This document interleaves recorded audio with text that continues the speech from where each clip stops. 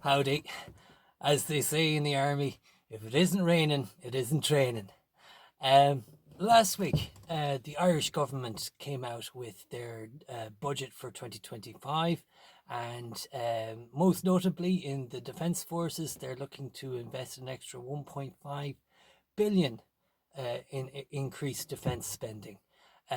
Notable projects that they wish to spend money on are the radar facilities. I believe there's about four of them around the country being developed, and the investment into subsea surveillance. And it'll be interesting to see what that particular project is going to be. Internationally, Ireland has been recognised as one of those countries with the lowest in terms of defence forces in defence spending.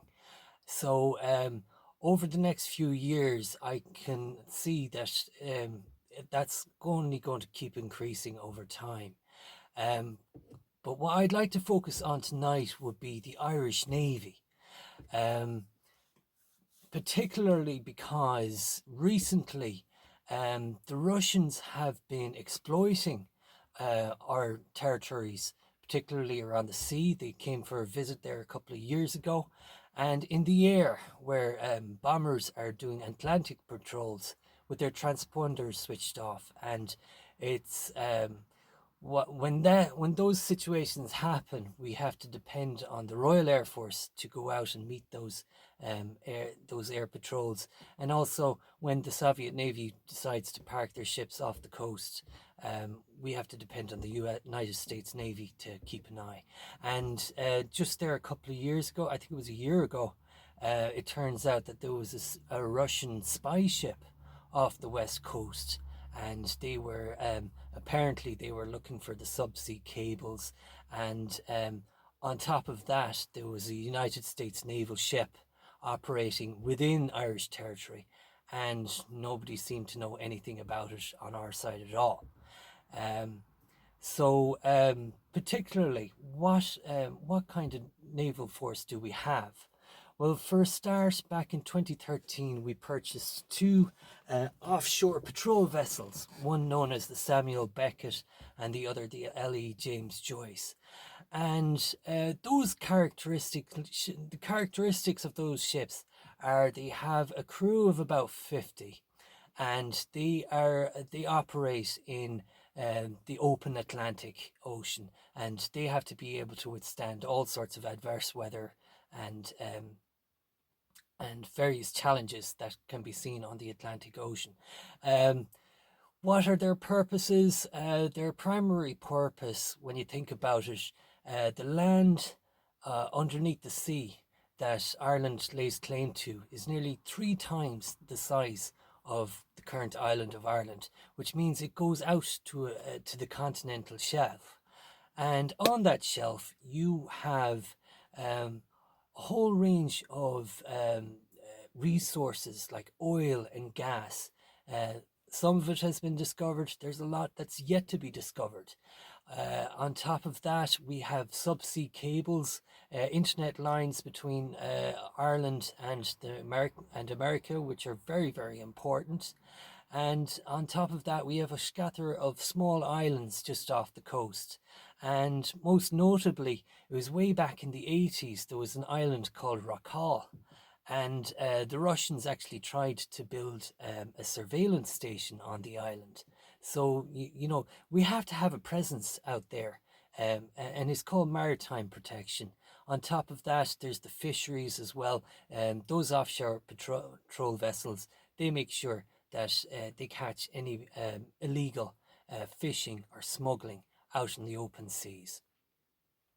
Just there in September, we also commissioned two new inshore patrol vessels. One of them is called the Evine and the other one is called the Gobnot.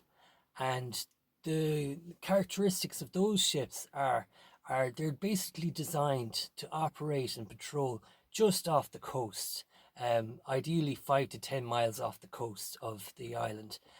That way, they can, for example, if there's any smuggling to be done, the smugglers have two routes. They can either go through the ports and get caught by customs, or they can park their ships just off the coast and try to deliver their illegal cargo via small ship onto via small vessels onto the coast, somewhere like quiet piers or beaches or places like that. And the idea of those inshore patrol vessels, they're very fast and they have a very long range. So they'll be operating from Howth in Dublin to Haulbowline in Cork, and they will be able to stop any illegal transactions that might be happening or occurring along the southeast coastline.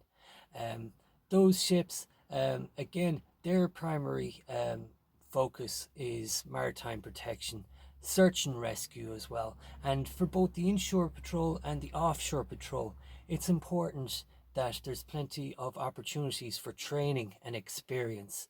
And in order to have a navy, you have to have sailors.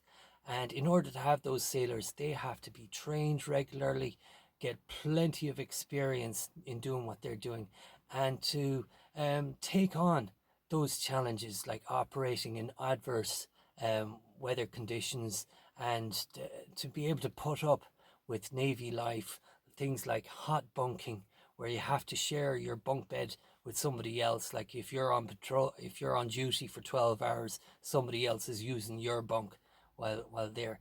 It doesn't sound very appealing, and I hopefully in time there'll be things done to alleviate those issues, particularly along the lines of remuneration and um, basically HR type management issues. On top of that, right, another type of ship that the Irish Navy has yet to purchase, it's called a multi-role vessel. And like the inshore patrol vessels, we bought them from New Zealand. This particular new ship that the Irish Navy are supposedly looking into purchasing would be the HMNZ Canterbury. Now, this is a very, very significant ship. It will have a crew of nearly 100 personnel. On top of that, it's much larger. It'll bring in a lot more different capabilities into the Irish Navy and indeed to the Defence Forces in general. For example, in the lower decks, it has cargo space to fit something like 75 vehicles of every shape and size, be it APCs, um, LTAVs, bulldozers, whatever, cement mixers and trucks, all sorts of vehicles like that. And on top of that, there's a space there in the lower holds for up to 30 20-foot containers, which is an awful lot of equipment and material that can be carried. On top of that, it can accommodate something like 250 personnel on top of the crew as well. They would be Marines or Army or other services. And in the upper deck, you have a large helicopter landing bay, which can accommodate 2 helicopters or maybe a Chinook. It also has a hangar that can easily accommodate 4 medium lift helicopters. And on top of that, all of that, it carries 2 very large landing vessels where a crane or 2 cranes can actually winch those vessels off the sides of the ship. Those landing vessels can then go around to the rear of the ship. A large ramp comes down, and the vehicles can roll quite bravely, roll off that ramp onto the landing vessel, and that landing vessel can then transport those vehicles to the shore or to the pier or wherever. That's the what would be the purposes of such a large ship? Well, primarily it's well, getting back to the whole experience and training. There's an awful lot of skills. There's a very wide amount of skills that need to be introduced into the Navy in order to operate such a large ship. For example, you need hydrographers, and these are basically skilled personnel that have to go out and scout an appropriate landing zone for those landing vessels, because obviously you can't just roll a few tons of machinery onto a landing vessel, and if that landing vessel got caught in a reef or got stuck on a beach, that's a very, very expensive mistake. So you need qualified and experienced personnel to be able to carry out those particular maneuvers. On top of that, in terms of going on missions as well, for example, a few years ago, I think it was around 2005, 2004, the Irish Defence Forces had to charter a ship that would take the vehicles and personnel up north into Northern Europe, because there was what's called the Nordic Battle Group. We're in partnership with Finland, Denmark and Norway, I think it is. And the idea of that exercise was to train our personnel up in the Arctic Circle. So if we were to have a command ship, an MRV like the Canterbury, it would be a very professional looking outfit and a very capable kind of outfit. And something like a ship like that, of that size, would reflect our commitment in terms of security for Europe and for Ireland as well. On top of that, that ship is a very capable command ship. So, for example, if there was a United Nations mission that involved transporting Defence Forces personnel either to the Mediterranean, to Africa, even the Sea of Azov even, that ship could then easily transport everything a company of infantry or cavalry or air corps, and they can carry out their missions in a more professional manner. What more can be said about the Irish Navy? Like I said before, in order to have a navy, you need to have happy sailors. You have to have satisfied people working on those ships. And going forward, I'd imagine that the Irish Defence Forces will be spending more in terms of looking after their personnel and retaining their personnel. For example, if they are able to, if the Irish Navy or the Irish Defence Forces are able to retain their personnel, they would have to be able to provide them with better remuneration. Also, they would probably have to make those careers more appealing to younger people, so that they can see that it's a viable career choice. And in order for those people to be interested in wanting to join the Navy, firstly, their living conditions should be better.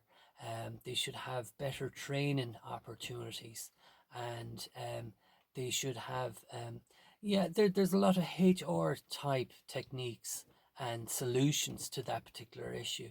And I'm fairly confident that if we ever are going to purchase an MRV, we will have the conditions available to satisfy anybody looking to join the Navy. That's all I have to say. Take care. And just a couple of additional notes that I want to add to this podcast. Firstly, another advantage of having an MRV, the Canterbury also has significant medical facilities on board that ship as well. As a multi-role vessel, along with the offshore patrol vessels and the inshore patrol vessels, they're all very multi-role type ships. They can do a wide variety of various duties and perform those, be it in the high seas or close to the coast.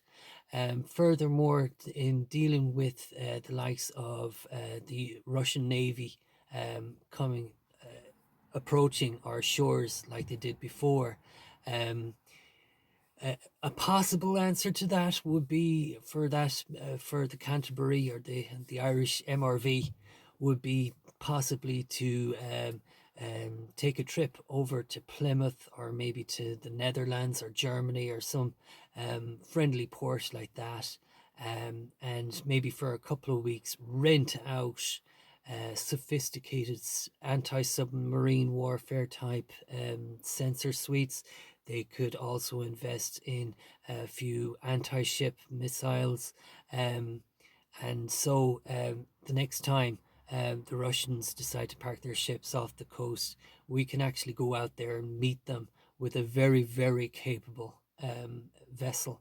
And furthermore, it only takes, we're in partnership with NATO as well. We're not full members of NATO, but if a NATO um, helicopter was to land on the Irish MRV, that could be enough to make the Russians think twice about taking advantage of our territories.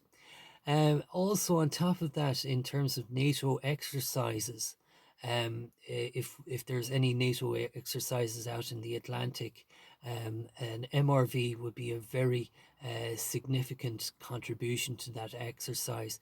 For example, an Irish ship like that would be able to provide supplies like refueling or rearming fleets out in the mid-Atlantic.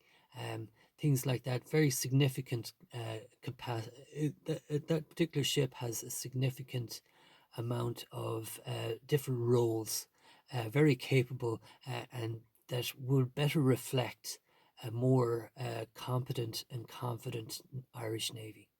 That's all I have to say. Take care.